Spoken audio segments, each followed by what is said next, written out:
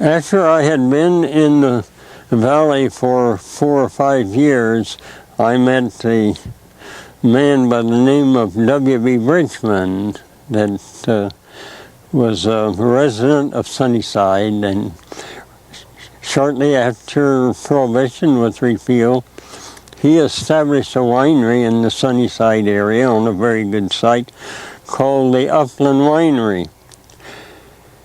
And he had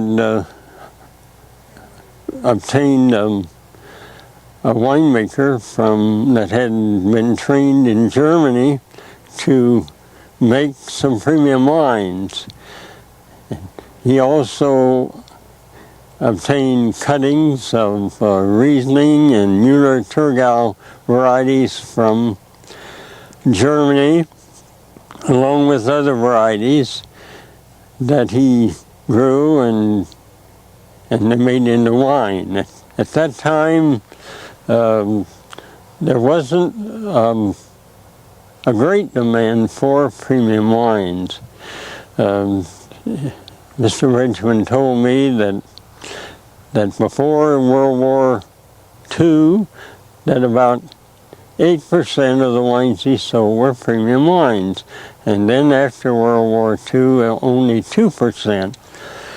And that wasn't enough of demand at that time for him to support the winery on just premium wines. So he made dessert wines and generic table wines and kosher wines. But Bridgman was a man really before his time.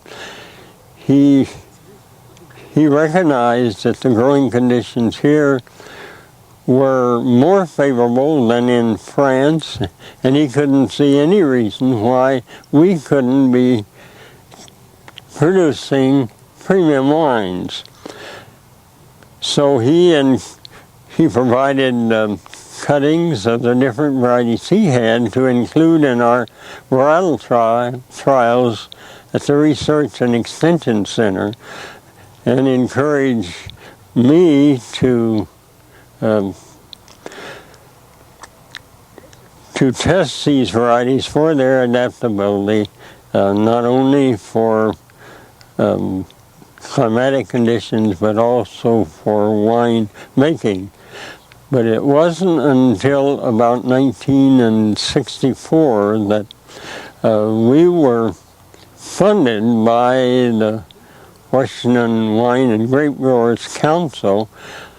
We had enough funds to do the wine making part of this project. And as a result of that project, we tested 146 varieties, and over a period of 11 years. And that publication has been pretty much the basis of the